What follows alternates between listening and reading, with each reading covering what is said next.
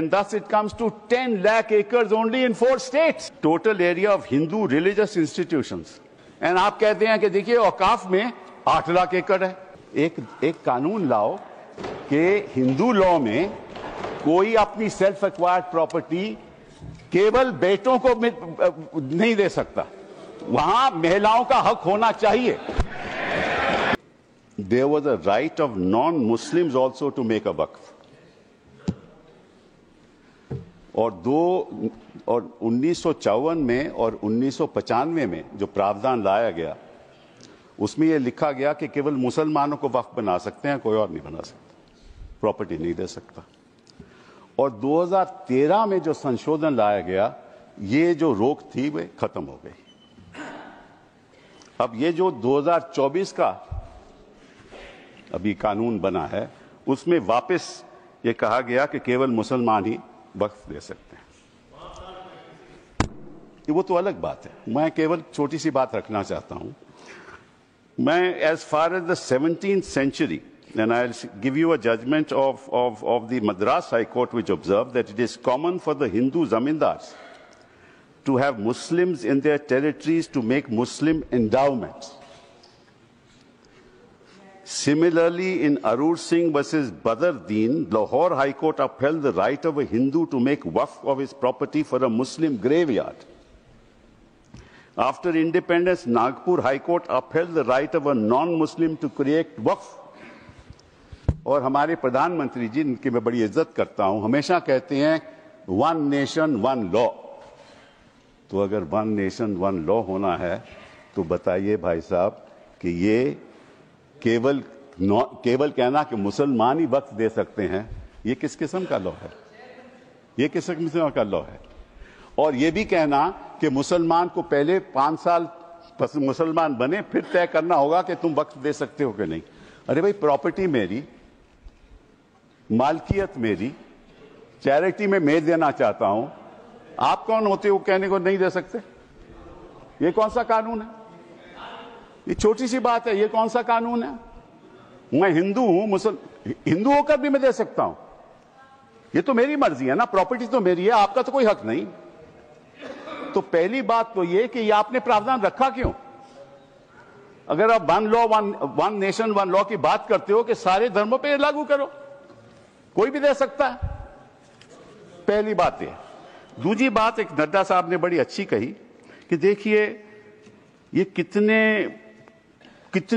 कितनी acres property औकाफ की है, वक्फ की है। मैं उनको बताना चाहता हूं कि there are 32 Waqf boards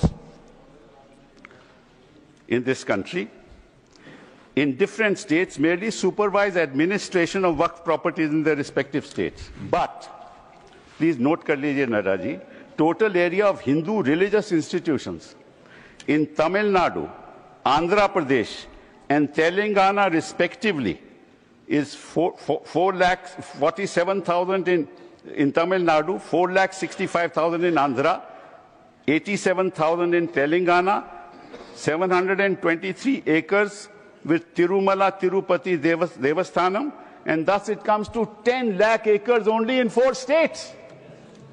And आप कहते हैं कि देखिए औकाफ में 8 लाख एकड़ है। अरे भैया, आपके हिंदू टेम्पल्स में भी इतनी संपत्ति है, वहां आप क्या कर रहे हो? वहां आप क्या कर रहे हो? बाकी स्टेट्स में देखो ना। अच्छा, और ये नहीं कि हर धर्म में सुधार नहीं होना चाहिए, उतार होना चाहिए, मैं आपके साथ सहमत हूं।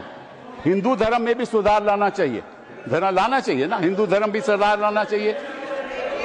अंडर हिंदू धर्म, एक मिनट, हिंदू धर्म, मैंने आज तक किसी को टोका नहीं, मैं केवल छोटी सी बात रख रहा हूं आपके सामने। हिंदू धर्म में भी सुधार होना चाहिए। अब हिंदू धर्म के अंतर्गत अगर कोई सेल्फ एक्वायर्ड प्रॉपर्टी हो तो वह अपने बेटों को दे सकता है, बेटी को नहीं दे सकता। कहता है मैं नहीं दूंगा अपनी बेटी को। इस्लाम में भी है कि भाई को ज्यादा मिलेगा और बेटी को कम मिलेगा, इस्लाम में भी यह है। वहां वक्त से द्वारा सुधार हो सकता है, यहां कोई सुधार नहीं हो सकता। तो आप अगर महिलाओं की बात करते हो तो एक कानून लाओ कि हिंदू लॉ में कोई अपनी सेल्फ एक्वायर्ड प्रॉपर्टी केवल बेटों को नहीं दे सकता, वहां महिलाओं का हक होना चाहिए।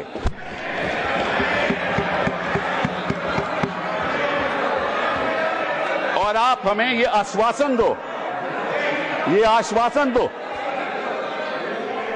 you make a commitment in this house that you will bring a law which will protect the right of daughters when they want to give away their self-acquired property. दूसरी बात ये मैं आपके सामने रखना चाहता था। तीसरी बात मैं आपने सामने रखना चाहता हूं। आपने कहा, और ये बात आपको वैसे जाननी चाहिए, शायद मालूम नहीं आपको बताया या नहीं, लेकिन ये जो बोर्ड है ये एक स्टैट्यूटरी बोर्ड है, पहले भी था।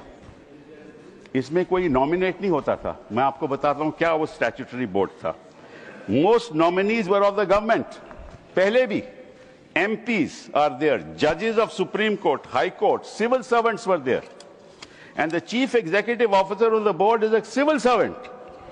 Government can give directives to the board and even supersede it. Tribunal members are nominated by the government. ये तो पहले स्थिति थी। तो अगर सरकारी यहां नियुक्ति थी तो गलत कौन काम कर रहा था? आपने उसको क्यों सुपरसीड किया? सब नॉमिनी क्यों आपने रखवा लिए? अरे भैया, पहले भी तो स्टैट्यूटरी बोर्ड था, तो आपने प्रावधान क्यों लाया? ये अगर कोई गलती हो रही थी तो मुतवल्ली से हो रही थी। होता क्या था कि मुतवल्ली किसी वक्फ में अब डील कर लेता था और उसकी वजह से ये मिसमैनेजमेंट होती थी। आपको उसको ठीक करना चाहिए था। हम भी आपके साथ हैं। पहली बार मुझे याद है, आई थिंक इट वाज 1954, कि तमिलनाडु के ब्राह्मण ने एक कहा कि हमारे यहाँ मंदिरों में बड़ी गड़बड़ हो रही है, और उसकी वजह से 1954 एक्ट बना। तो गड़बड़ तो सब जगह होगी, आपकी सरकार में भी बड़ी गड़बड़ हो रही है, वो भी हो रही है, वो ठीक है, वो तो गड़बड़ तो होती है, गड़बड़ तो होती है। तो अब आपने क्या किया? अब बड़ी इंटरेस्टिंग बात है, आपने क्या किया? आपने कहा कि भैया अगर कोई, सर देखिए, आपने सबको 15-15, 20-20 मिनट दिए, मुझे 10 मिनट दे दीजिए, ज्यादा नहीं मांगता मैं, थोड़ा सा। सर कपिल जी, हम मुद्दे की बात कर रहे हैं, हम कोई पॉलिटिक्स की बात नहीं कर रहे। नड्डा जी ने कहा कि यहां कोई पॉलिटिक्स की बात नहीं हो रही, क्योंकि देश के भविष्य का सवाल है। Sir therefore the other thing I want to say कि पहले क्या होता था कि ये जो वक्फ प्रॉपर्टी पे इंक्रोचमेंट होती थी, अनऑथराइज्ड इंक्रोचमेंट होती थी, लोगों की अनऑथराइज्ड इंक्रोचमेंट, और सरकार भी इस पे कब्जा कर लेती थी। इसलिए जो लिमिटेशन प्रोविजन लाया गया, उसमें यह रखा गया कि जो 12 साल का लिमिटेशन ऑर्डिनरी लॉ में है वो नहीं है। किसी ने गलत तरीके से वक्फ प्रॉपर्टी का कब्जा कर लिया, तो अगर लिमिटेशन की बात आएगी तो 12 साल के बाद वो उसको चैलेंज नहीं कर सकता। आपने वो वापस लिमिटेशन ले आए, मतलब कि उनका अनऑथराइज्ड कब्जा कायम रहेगा। तो ये तो आप इंक्रोचमेंट्स का साथ दे रहे हो, इंक्रोचर्स का साथ दे रहे हो। मतलब कि जो वक्फ प्रॉपर्टी में गलत कब्जा हुआ है वो कब्जा वैसे ही रहेगा, क्योंकि 12 साल बीत जाएंगे। ये किस किस्म का प्रावधान आप लाए हो? आप प्रोटेक्ट कर रहे हो वक्फ प्रॉपर्टी को कि इंक्रोचमेंट्स को प्रोटेक्ट कर रहे हो? फिर साथ साथ में आपने ये कह दिया कि district magistrate has the full power to decide as to whether it is work property or not. This is what you have said. Now, what inquiry will the district magistrate have in that case? He will decide on his own, and his decision is final.